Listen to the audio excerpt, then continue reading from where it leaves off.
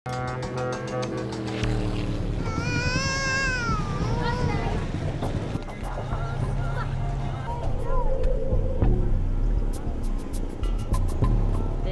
kami pirates. Kasi sikat dito sa buong Pasay. Ano tawag sa grupo nyo? Pirates. Pirates. Sino nagpangalan ng pirates? Kami lang. Kami lang. Invento ba? Bakit pirates ang tawag sa grupo nyo? Sikat kasi yun eh. Sikat ba? Paano sikat? Kilala kahit saan dumaan eh. Pirata ba naman? Anong tingin nila sa iyo? Magnanakaw. Tingin nila sa iyo magnanakaw? Ano ba yung mga ginagawa ng mga pirata? Magnanakaw, akyat barko, mga nanguha ng mga alahas. Kasi ayun na po hanap ng bubuhay namin, te.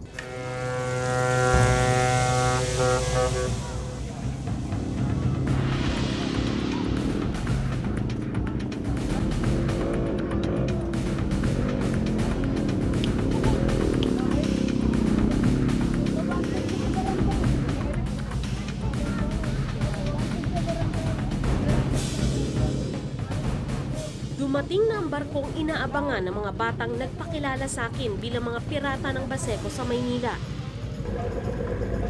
Habang inoobserbahan ko ang kanilang mga kilos at pananalita, naging malinaw sa akin kung bakit ito ang napili nilang bansag. Ano bang ibig sabihin nung pag tinawag kang pirate? Kasi nakikita nila na sumasalubong kami dito eh. Ah, Kahit malayo eh. kahit malayo. Pinalaki namin. Ano yan? Ano ibig sabihin nun? Astig ba yun? Astig. Ah, gano'n. Sa gitna kami. Sa gitna pa lang yung nilalangoy na namin. Sa gitna. Para makasampa kaagad kami. Mabilis.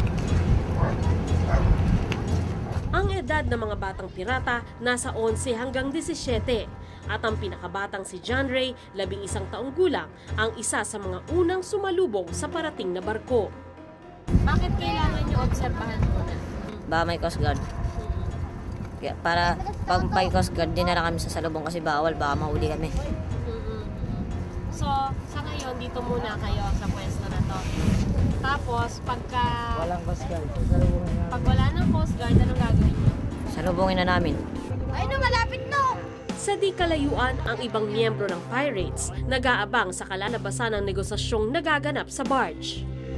Pero may problema. Coast Guard, oh. I know. Coast Guard, oh. Ano yan? Ano yan? Coast Guard. Paano nyo nalaman na Coast Guard yan? Nakalagay eh. May orange kasi din. Ay, tatlo. Anong klaseng barko ba yung parating? Ayan, bilog yan eh. Bilog yan eh. Ano ibig sabihin ng bilog? Yung mga wire na parang ginagawang pako. Masilang kargamento. Kumbaga, ang kargamento nila, maselan. Oo. So, ano ngayon ang kinakabahala nyo? Tama yun, baka mahuli kami ng Coast Guard dyan. Bakit? Pagka mga ganyan ang kargamento, nakabantay ang Coast Guard? Ano sabi sa inyo? Bawal daw eh. Mga damaan eh. Disgrasya eh. Bawal bata dyan eh. Bakit po? Kasi mga bata makapag-disgrasya. Kaya di namin pinapayagan na alis namin. Hinuhuli nyo rin sila, sir. Yung kunyari yung iba na sumamba at bawal. Hinuhuli. Hindi sasabihin.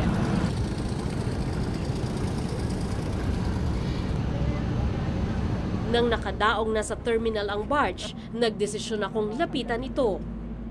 Ang isa sa dalawang crew ng barko, veterano na hindi lang sa paglalayag, kundi pati sa pakikipag-eyeball sa mga pirata. Ay sinasaway rin eh. Anong magagawa namin? Minsan eh, binabato pa nga kami niyan eh. Ng mga bato eh. Ay ano man magawa namin yun eh. Pagka oras na gagawin namin, paglalaban namin, siyempre tago lang kami. Ay, ang kasabihan ng may-ari sa amin, huwag na kayong maglalaban dahil siyempre lalaban man kami, marami naman sila. Sabi niyo minsan mas marami sila sa inyo? Ay sus, pag dito baka sabihin mo mga 20, sampahan na yan dito. Ikot-ikot na yan sila. 20. Tapos kayo, ilang kayo sa barko? 2 lang. Habang kausap ko siya, pasimple na palang sumasampa ang mga bata sa barge. Ito kay Chairman doon. Nakahalata ang bargeman. Laglag nila kuya eh. Bakit laglag eh? Sos. Lantaran eh. Laglag dito. Ay, mga bata kayo. Kuha kayo ng gamit sa barge yan. Napansin kong dumarami ang bata sa barko. Sige, kabilya.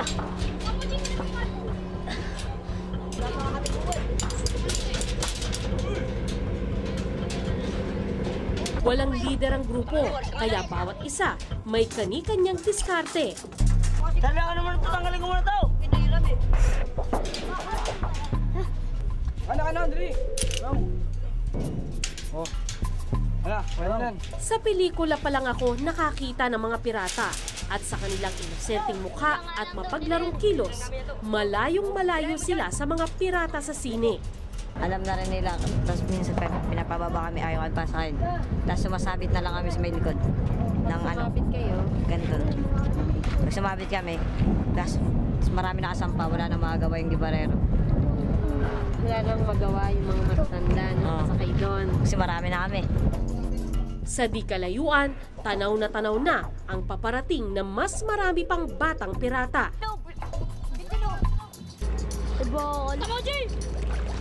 Yung isa, kabilya.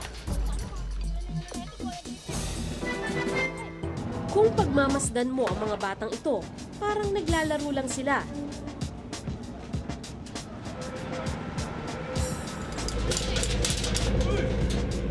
Pero kung tutuusin, lantarang pagnanakaw ang ginagawa nila. Boy! Ganito!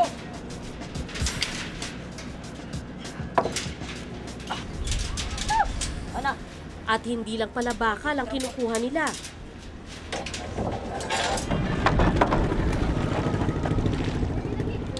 Yung dalawa. Bigyan mo ko, pag di mo kaya ko, sa bola. Sabi ko sa sarili ko, nabaliktad na yata ang mundo. Takot na ang mga matanda sa bata. Lahat ng ito nangyari lang ng may 15 minuto. Hanggang sa dumating ang security guard ng Baseco Terminal. Baba na kayo dyan. Umiyasa na kayo. Walang gulat o takot sa mukha ng mga bata. Tila hari ng pier kung umasta. Pero napansin ko ring isa-isa silang umaalis. Kung gaano sila kabilis dumami, ganun din kabilis nang sila'y maglaho. Dala ang lahat ng pwede nilang bitbitin.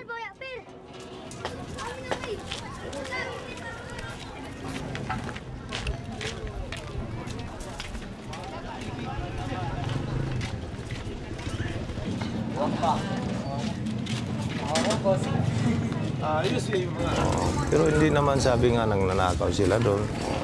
Kung may ibibigay lang ang yung mga scrap na yan, yun ang ibibinta nila rito. So sa paniwala niyo po, hindi nakaw yung binibenta sa inyo ng mga bata? Minsan may pinuputol-putol, pinagbabawal yun, may bantay naman yung taga-barko na yun. Oo, sinisita sila, yun.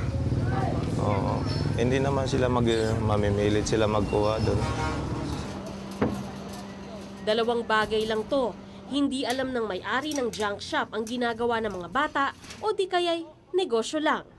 Makita mo man kung halimbawa pisa naman yung binibili mo, hindi mo man mabibili yan dahil may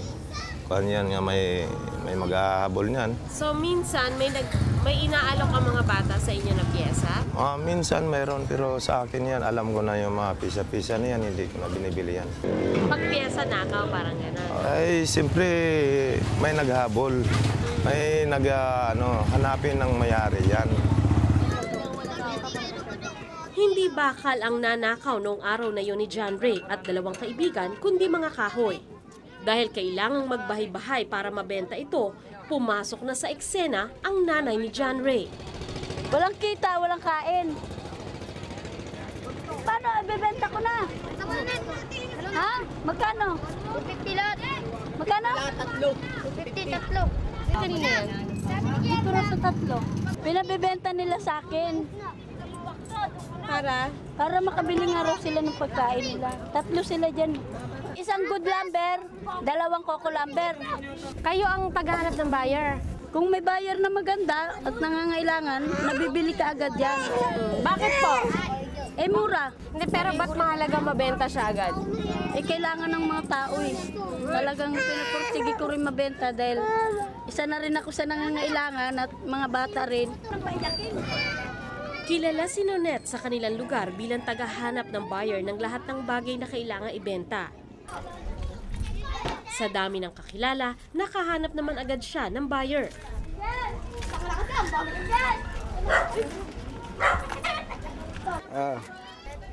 Sige. 240. Bakit tubo ko 40? Siyempre, kailangan ko tumubo rin. Pero pumalag ang ilang bata sa komisyon ni Nonette. Oo! Ayos ka! Parang kayo lang gusto mabuhay. Bakit? Wala akong mga anak na pakakainin? Ganun talaga tayo. Tatlo kayo, 60. 190. Bigyan mo 10 ulit tayo. Ayos ka! 10 na nga lang hiningi ko sa inyo. 10, 50 nga yan. O bakit tubo ko na ito? Basta 200 sa inyo. Sino ba may-ari? Ako. Ikaw lang mag-isa? Hindi. Kami tatlo. O di hati-hati kayo. O sige, ano mo na ako magkano bibigay mo doon sa dalawa? Ito nga eh. Ayun o. Magkano sa'yo? Ay, 70. O, etong dalawa kay ano. O ako nang bahala magkati nito. 70 yun sa'yo. Bakit 70? Taganan sila doon, tag 60. Bakit para nag-aaway kayo? Kaya nga, mga nag-aanoan nga eh. Ha? Mga nagagalit sa akin eh. Sabi nila ate, wala namang gana mga ginagawa eh.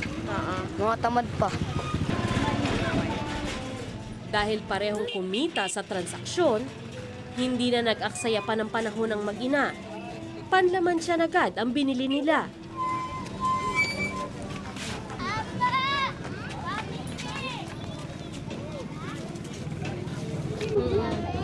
Si John Ray ang nagtataguyod sa buong pamilya niya. Ang isa pang batang piratang nakilala ko na si Glenn, nakabenta na rin ng mga kahoy na nakuha mula sa barge. Di gaya ni John Ray, parehong may trabaho ang mga magulang ni Glenn. Kaya nasasarili niya ang kita niya. Ano po yung pagkaalam niyo sa trabaho ng anak niyo? Ano pong ginagawa niya? Umakyat siya sa Gibara. Kayo po, sa pagkaalam niyo po ba, ano bang ginagawa ng mga pirates? Nangunguha ng bakal, gano'n. Tapos, ano ba? May paalam po ba o walang paalam yung pagkuha ng bakal? Doon sa Gibara. Minsan daw, ma'am, nagpaalam sila. Minsan hindi. So ano yung pinag-aalala niyo sa kanya? Tuwing halos araw-araw na lang umaakyat siya doon sa mga. Kaya yan, biyana ko sa kanya na huwag ka na umakyat doon kasi mamaya mahuli kayo dyan eh. Baka ikaw pa makakulong ka eh. May 4 pang kapatid si Glenn. Lahat sila nag-aaral. Pero aminado ang kanyang magulang na meron pa rin silang pagkukulang sa mga anak. Kasi kami may mga trabaho. Sa araw lang kami, sa gabi lang kami nandiyan sa bahay. Kasi kami may mga trabaho din eh. Ngayon siya nag-aaral. Pag-uwi niya sa bahay, ngayon wala siyang datnan magulang.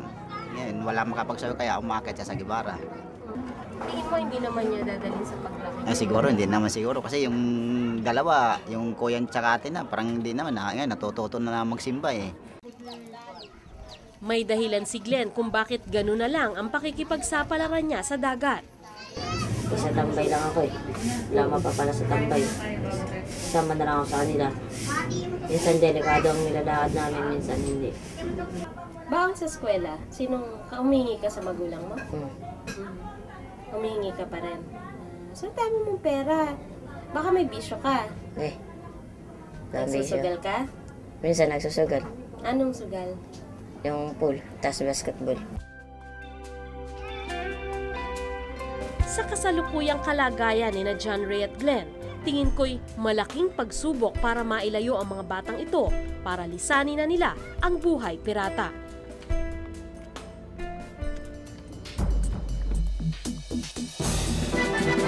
Nakatira si John Ray sa isang bahay kubong bigay ng gobyerno. Nung puntahan ko siya, naroon din ang tatay niya at ilang nakababatang kapatid. Magkakapatid, alis ka dyan, magkakapatid imong, hindi ka kapatid. Nakainom man si tatay, mahaba-haba rin ang aming kwentuhan. Hindi ko gusto magkaroon ng pamilyang ganito eh. Hindi ko gusto magkaroon ng pamilyang ganito, ng ganitong bahay. Hindi ko gusto. Ang pangarap ko sa mga anak ko yung magkaroon ng sariling bahay. May sarili kaming bahay, pero lote lang. Ito, lote namin to, pero wala kaming pang tostos. Wala akong trabaho eh. Hindi ko ginusto yan. Hindi ko ginusto. Talagang wala, talagang malupit sa akin kapala kasi wala akong pinag-aralan. Ano po dati yung trabaho? Welder Peter nga ako. Kaya lang nga, ang tinapos ko grade 6 lang. Paano niyo po pinapakain ng mga anak niyo? Sa mga ganyan, diskarte, halimbawa kung sino magpasangla ng cellphone. Alam mo, magpasangla ng gamit, dun yung kita namin 30, di yun bibili namin bigas.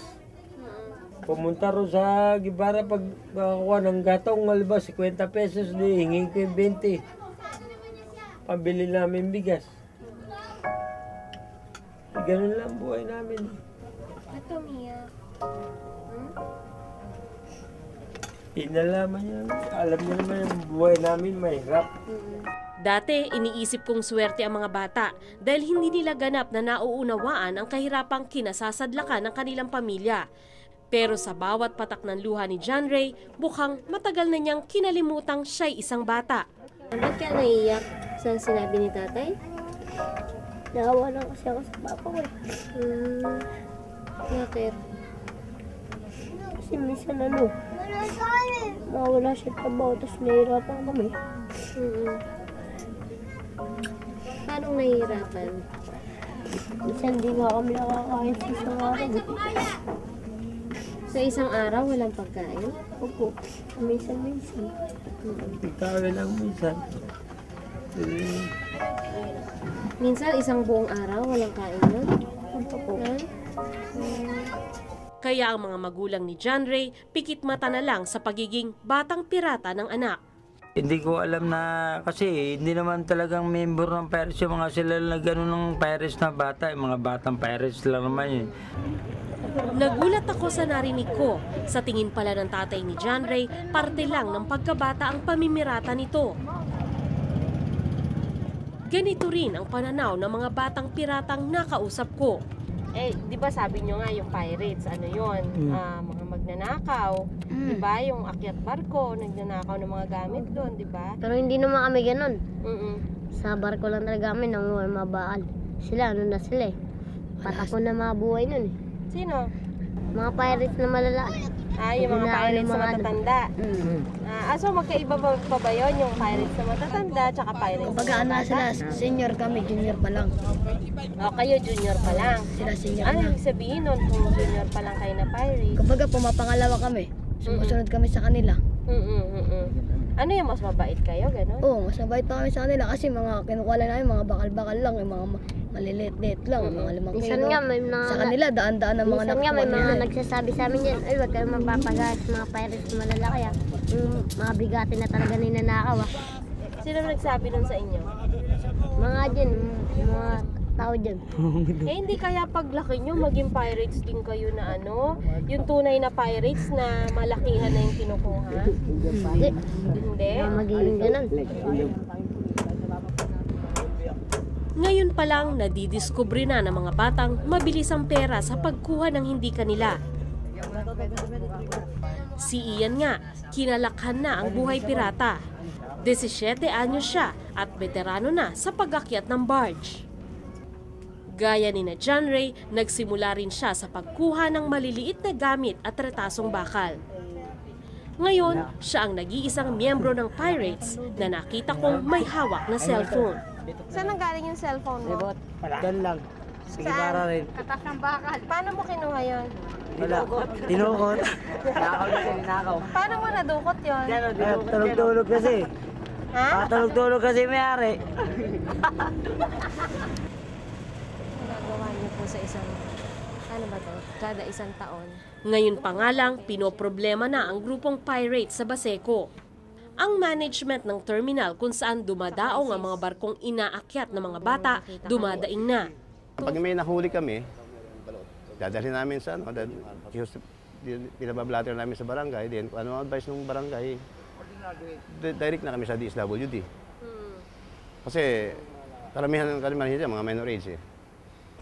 So, pagdating sa DSWD, wala din namin napapalo up yan kasi ngayon, makikita naman namin, nakalabas naman. After 1 day, 2 days, sa labas naman. Makikita mo ng panibago ulit. So, routine.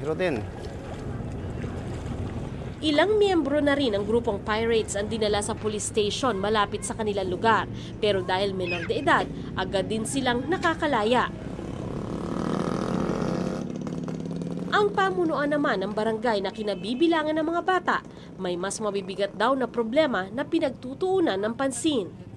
Pag may nahuli sila, turnover din dito sa barangay at pinatawag namin mga magulang dahil mga minoridad pa kasi yan eh. Namin pa-advise na ang bata bago makagawa sana ng malaking kasalanan ay dapat sa magulang muna.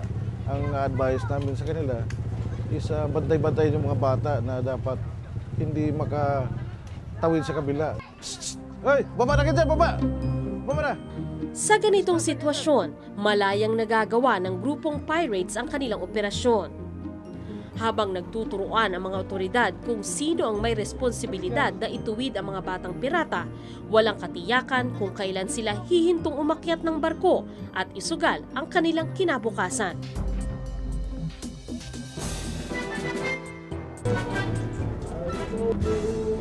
Sa ilang araw na kasama ko ang mga batang pirata, naikwento nila sa akin na sa Baseco pa rin nakatira ang taong bumuo sa grupong pirates. Nang bisitahin ko si Richard, ang sinasabing founder ng grupong pirates, nakahinga ako ng maluwag. Hindi na siya pirata, kundi construction worker.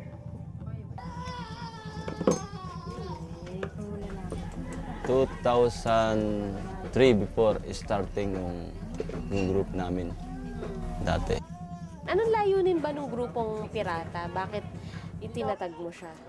Pagtatag ko ng grupo na yun, so samahan lang ba?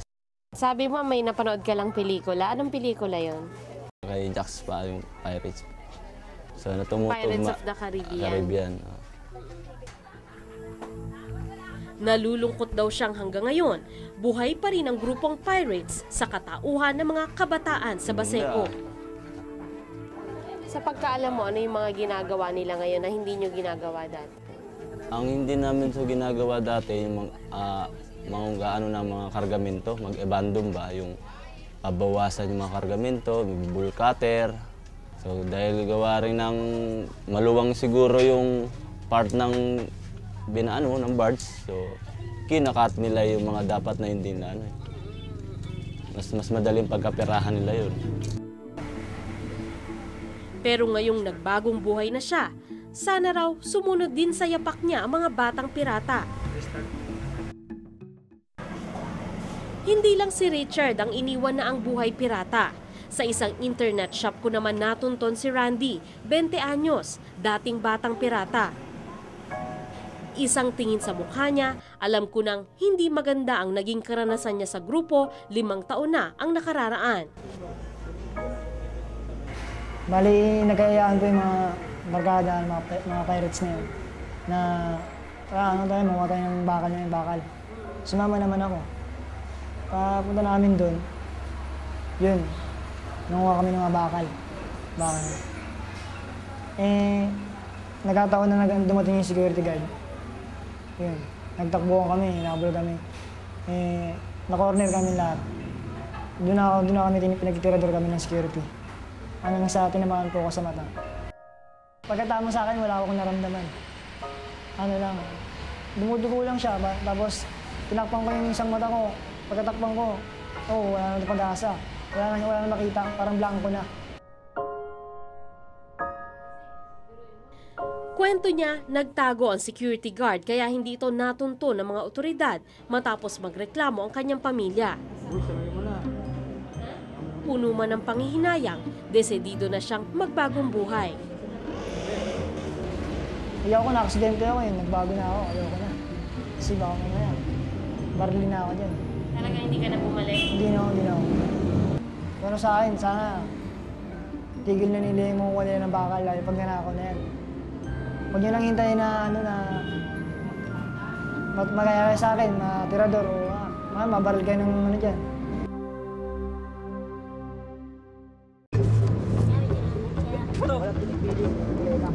Alas 5 ng umaga sa Paseco, naabutan kong natutulog ang mga bata sa dike. Kasiping ang mga barkong tila karugtong na ng kanilang bituka. Kagigising lang ni John Ray. Ang ibang kasama niya lumusong na sa mabaho at maduming tubig.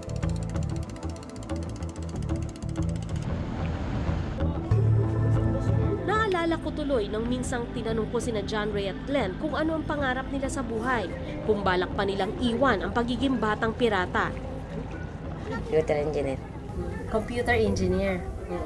Bakit yan ang naisip mo? Para matuto akong mag-computer. Ano ba pangarap mo para sa pamilya mo? Welder po. Ano? Welder. Pangarap mo yon? Opo. Gusto mo maging welder? Welder ng...